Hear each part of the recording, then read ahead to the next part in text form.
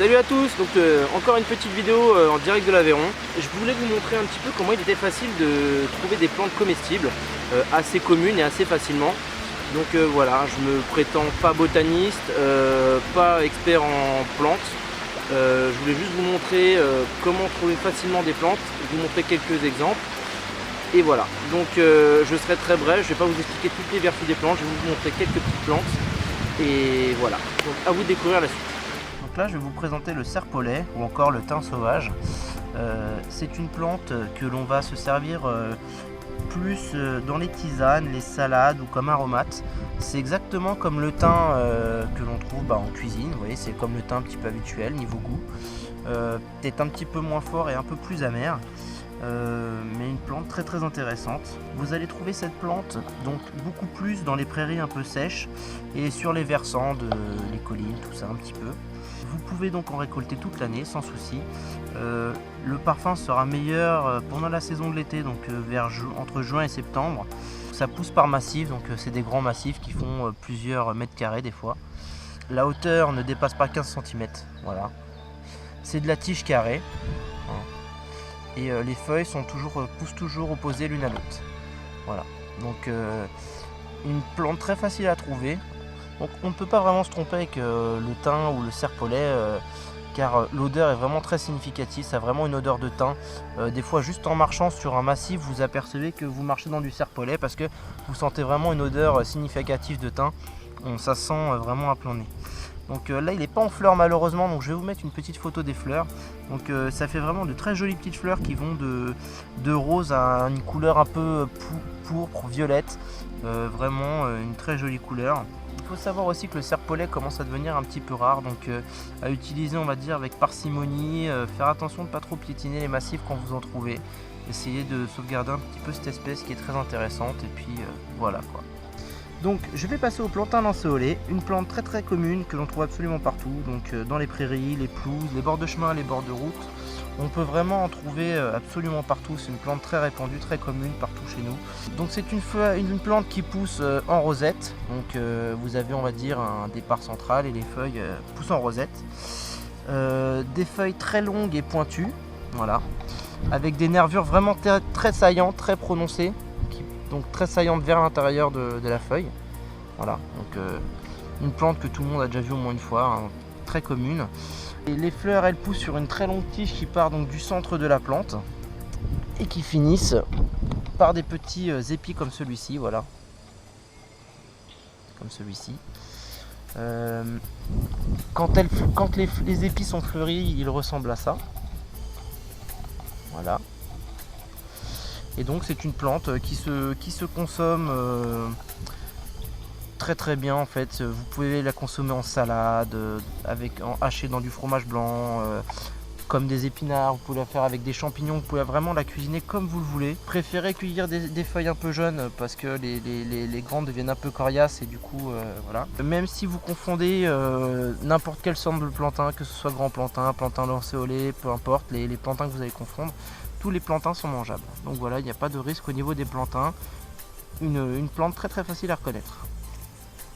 Donc là, on est en présence de trèfle rouge. Donc une plante encore une fois très commune que vous allez trouver principalement dans les prairies, les pelouses, en bordure de chemin, dans les champs. Il est facile de confondre des trèfles entre eux. Bon là en l'occurrence ils sont en fleurs donc ça reste quand même assez simple. Après il n'y a aucun souci si vous vous trompez. Tous les trèfles sont consommables, un petit peu comme les plantains. Donc pas trop de soucis là-dessus. La fleur, elle, est plutôt reconnaissable. Donc voici la fleur. D'un très joli petit violet. Avec, ça fait un petit peu comme des pulpes. Vous voyez, qui deviennent blanches à la base. C'est là où est tout le parfum sucré de la fleur. Les feuilles, elles sont très reconnaissables. Donc des feuilles ovales qui se rejoignent, donc toujours par trois, qui se rejoignent au bout d'un pétiole. Voilà. Donc très reconnaissable. Donc vous pouvez utiliser les fleurs pour un petit peu colorer vos salades et donner un petit goût sucré sympa. Donc on peut faire cuire les feuilles, les manger en salade, on peut faire sécher les fleurs pour les utiliser en tisane, on peut utiliser les fleurs pour donner un petit côté coloré à nos salades, un petit côté un petit peu sucré, sympa. à nos salades. Donc voilà, agrémenter des jolies petites salades printanières. Donc là on va être en présence de pâquerette. Donc tout le monde connaît la pâquerette, c'est une plante très très commune qui pousse absolument partout. Donc voilà, donc dans les prairies assez basses, en bordure de chemin, dans le jardin d'un peu tout le monde. Les feuilles, elles, vont pousser en rosette, c'est des toutes petites feuilles. Donc, je vais essayer de vous en attraper. Hop, voilà, elles sont vraiment à la base, c'est des toutes petites feuilles. Hop, voilà, comme celle-ci. Voilà. Non mais il est sérieux là? Donc ce sont ce qu'on appelle des feuilles spatulées, donc très fines à la base, qui grandissent vers le haut. Elles sont légèrement poilues. Elles peuvent atteindre quand même jusqu'à 6 cm, mais bon, en général, elles restent dans ces tailles-là à peu près. Voilà. Donc on peut se servir des feuilles pour faire des soupes, en salade, avec de la mâche, c'est très bon. Les fleurs, on peut s'en servir pour décorer un petit peu les salades, agrémenter un petit peu nos plats de printemps, ça donne un petit côté joli. Elles ont une petite saveur de noisette et sont légèrement amères. Voilà, donc la pâquerette, encore une fleur très très simple à trouver et qu'on trouve absolument partout. Donc voilà, j'ai trouvé un autre petit parterre de pâquerettes et pour le coup là on les voit bien. Donc voilà, vous pouvez voir les fleurs avec les feuilles qui poussent effectivement en rosette. Voilà. Donc pas trop de confusion possible avec cette plante. Donc on va passer au pissenlit, une plante que l'on trouve absolument partout, dans les prés assez riches, bordure de chemin pareil, partout, dans vos jardins, de toute façon vous en trouvez absolument partout du pissenlit. On va commencer par la fleur, donc une fleur jaune avec extrêmement beaucoup de pétales, entourée de petits sépales verts en dessous comme vous voyez. La tige est creuse et quand on le cueille, donc peu importe quel pissenlit vous allez cueillir, vous allez tomber sur un espèce de latex blanc qui s'écoule à travers les tiges et les feuilles. Voilà.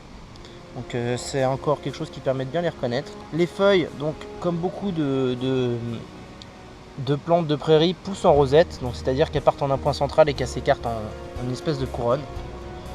Les fleurs arrivées à maturité, vous les reconnaîtrez de façon facilement. Elles se transforment en espèce de tout petits parachutes comme ça qui vont s'envoler donc au gré du vent pour pouvoir faire croître l'espèce et sa façon elle de se reproduire, on va dire. Voilà. Voici une feuille de pissenlit. Donc pareil, un petit peu comme la feuille de pâquerette, elle pousse en forme de spatule, donc très fine en bas, elle s'élargit en haut et elle fait un petit peu comme des dents de lion. Voilà, sur le côté, vous voyez, ça fait comme une dentelure, donc très facile à reconnaître également. On peut utiliser les fleurs de pissenlit pour agrémenter les salades, donc toujours pareil, décorer vos salades pour vos petites salades printanières, toujours sympa. Les feuilles ont un petit goût amer qui rappelle un petit peu la chicorée, donc on peut les utiliser en salade et dans toute façon, dans toutes les variations de cuisine que vous voulez, vous pouvez en servir. Les boutons de pissenlit peuvent être mis à conserver dans du vinaigre, un petit peu comme des capres. Enfin, voilà. Donc le pissenlit se prête à énormément de recettes de cuisine, après à vous de trouver lesquelles vous aimez, mais une plante très, très commune et encore avec beaucoup de facilité à cuisiner. Là je viens de trouver du grand plantain, donc un cousin du plantain lancéolé. Donc voilà, elle est là. Hop, donc pareil, une plante très très commune que l'on trouve essentiellement en bordure de champs, dans les prairies, dans les sentiers un petit peu piétinés. Les feuilles sont réunies en rosette, comme son cousin. Donc vous voyez, un point central et après elle pousse en couronne. Les feuilles partent d'un pétiole unique.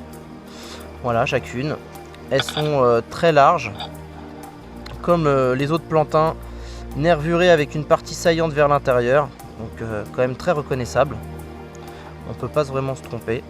Les fleurs ressemblent vraiment à celle du plantain lancéolé, mais beaucoup plus longue. Donc si vous voulez, ça fait de très longs épis avec des tout petites graines et des toutes petites fleurs dedans. Donc, tout comme son cousin, vous pouvez l'utiliser dans pas mal de recettes de cuisine, notamment en salade. Donc voilà, donc je vous conseille de lâcher finement quand même parce que les nervures sont assez coriaces. Et donc je rappelle que le plantain enfin n'importe quel plantain. Donc si vous vous trompez, que vous confondez avec du plantain nain ou du plantain intermédiaire, du lancéolé, bon, ce qui va être compliqué, vous n'avez pas vraiment de chance de vous tromper, de toute façon, parce que tous les plantains sont consommables, donc il n'y a pas de souci. Voilà, donc hop, on en a encore ici. Voilà, petite pousse de plantain, de grands plantains. Hop, voilà. Donc là on va passer à une plante que tout le monde connaît. Donc il s'agit de l'ortie. Donc on en trouve vraiment partout, dans le lisière de forêt, dans les jardins, dans les friches, voilà, un petit peu partout, en bordure de chemin, vous allez vraiment en trouver partout. Donc une plante que tout le monde connaît, très reconnaissable, déjà parce que quand on touche aux feuilles on peut se piquer, donc déjà un signe très particulier, enfin un point distinctif très particulier. Les feuilles sont de forme triangulaire, voilà, avec des petites dents tout autour. Tout en haut des fleurs, enfin des plantes, on va avoir des fleurs qui poussent en épi. Donc pareil, je vais vous joindre une photo parce que je n'en ai pas, j'ai pas de fleurs malheureusement là. L'ortie se consomme donc cuite un petit peu comme des épinards. D'ailleurs quand elle est cuite, le goût ressemble à celui des épinards. On peut l'utiliser en salade, on peut faire des infusions, des soupes, on peut les faire sécher. On peut faire du purin d'ortie pour ces cultures. On peut faire des préparations pour les beurrer sur des tartines. Enfin vraiment une plante très très complète. Donc voilà, donc très intéressante, très riche en fer et une plante très très intéressante. J'espère que cette petite vidéo vous aura plu. Comme je vous ai dit, c'était très bref, c'était vraiment histoire de découvrir quelques plantes comestibles, accessibles facilement, qu'on trouve absolument partout.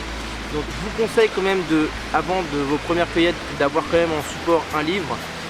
Essayez d'y aller à plusieurs, deux c'est bien, on va dire deux avis valent mieux qu'un, ce sera beaucoup plus simple à plusieurs. Si vous n'êtes pas sûr à 100%, ne consommez pas les plantes que vous allez ramasser, c'est très important. Soyez vraiment sûr de ce que vous faites. Prenez vraiment le temps de vous pencher là-dessus, mais intelligemment. Pour vous donner quelques petites idées, par exemple comment faire une salade avec certaines des plantes que j'ai utilisées, je vous invite à aller sur la chaîne de Mougli et je vous mets le lien ici dans la description. Salut à tous et à la prochaine.